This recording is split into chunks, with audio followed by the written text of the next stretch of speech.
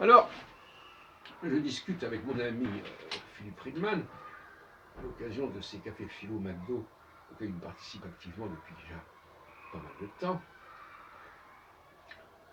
Et lui, il a une autre histoire que la mienne sur le plan judaïque. Il appartient à une famille qui ont immigré en France il n'y a pas si longtemps que cela. Ils viennent d'Europe de l'Est. Moi, je suis descendant des juifs du pape et des juifs alsaciens. Donc on a un rapport avec la France qui est très différent. C'est pour ça que je distingue les juifs assimilationnistes qui sont venus s'assimiler en France, qui sont venus vers la France et qui sont convertis à la France en quelque sorte, parce qu'il fallait quand même qu'il y ait une fascination. Et les juifs émancipés, descendants des juifs émancipés de la fin du XVIIIe siècle, qui étaient souvent là bien avant, bien entendu. Ils ont été émancipés, c'était déjà là. Et les juifs émancipés, ça veut dire qu'ils sont arrivés en France à ce moment-là, d'absurdité. Donc, les juifs émancipés, eux, ils ont notre regard sur la France et sur leur rôle en France. Parce que les juifs qui viennent d'ailleurs, ils auraient tendance à s'inscrire dans l'horizontalité. C'est-à-dire, comme je l'ai dit tout à l'heure dans une précédente vidéo, voilà, c'est une population qui arrive et qui veut être acceptée au sein de l'Empire français, au sein de cet ensemble français qui, à certaines époques, était très ouvert sur l'étranger et qui annexait l'étranger en quelque sorte. Ou en tout cas qui influençait l'étranger. Notamment par le biais de l'Alliance israélite universelle, l'Alliance française, entre autres. On va revenir là-dessus. Alors, là où je me suis heurté récemment avec Philippe, c'est quand il n'arrive pas à dissocier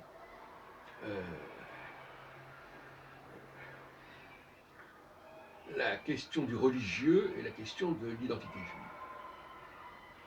Pour lui, c'est absolument indissociable.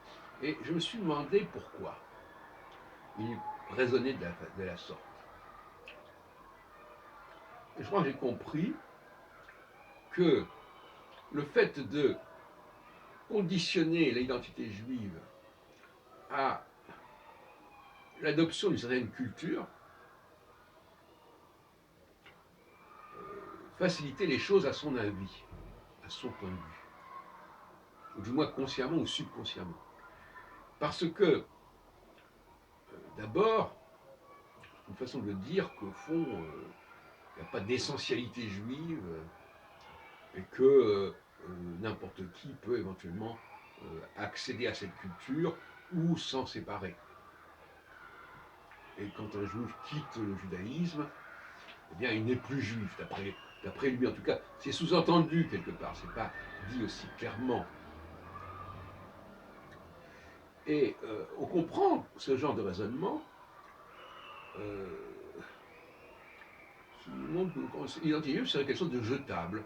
Voilà, je rejette mon identité juive, et puis voilà, c'est terminé, je ne vais plus à la synagogue, je ne fais plus ceci, je ne fais plus cela. Alors, c'est une stratégie de communication, comme d'autres, peut-être. Et moi, j'ai un point de vue tout à fait différent, à savoir que pour moi, je l'ai dit tout à l'heure dans une autre vidéo, les juifs sont dans la verticalité, c'est-à-dire qu'ils jouent un rôle, ils ont une fonction dans la société. Et depuis déjà plusieurs siècles. On voit ce que disait à ce sujet sur la révolution, la mutation de la condition juive, de l'être juif, depuis le XVe siècle. Et ça correspond d'ailleurs à une forme de prophétisme, de prophétie, qui s'accomplit. Et donc, il n'est pas question de nier, par exemple, que quelqu'un qui serait converti au catholicisme aurait cessé d'être juif. Et même si cette conversion, elle remonte à plusieurs générations. Alors, il a laissé entendre, Philippe, une formule qui m'a paru assez amusante.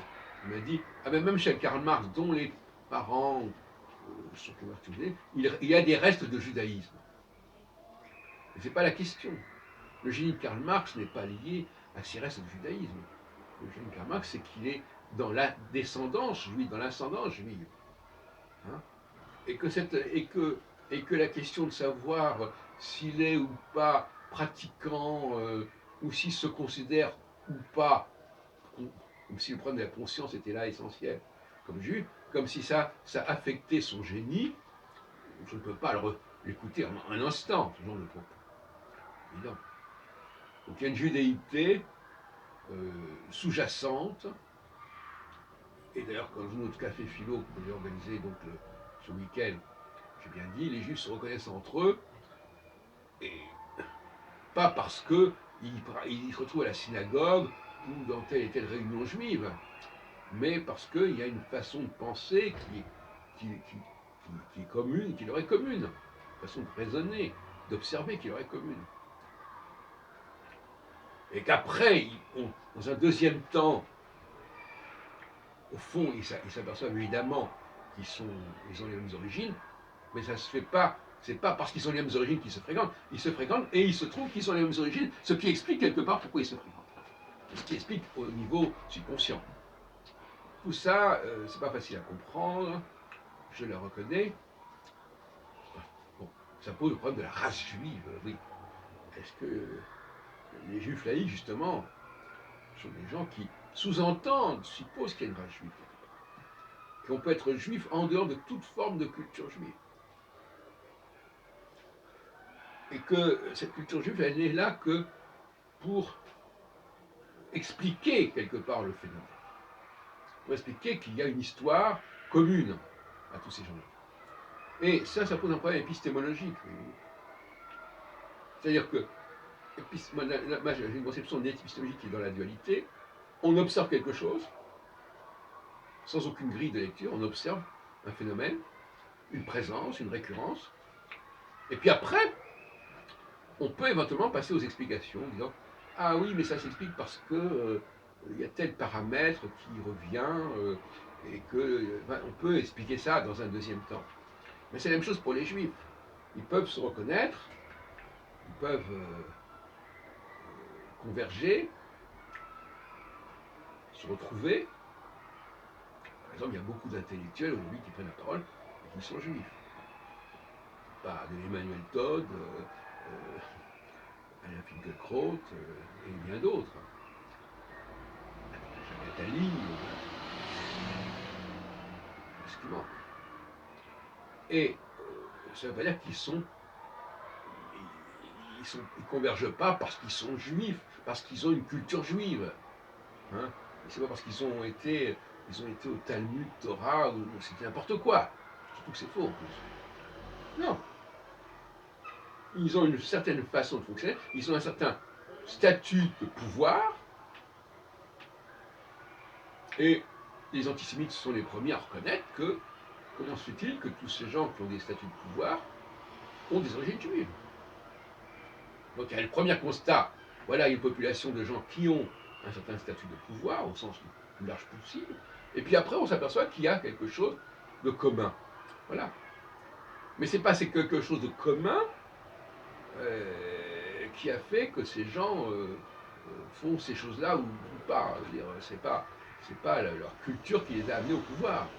C'est pas leur appartenance à la communauté juive qui les a amenés au pouvoir.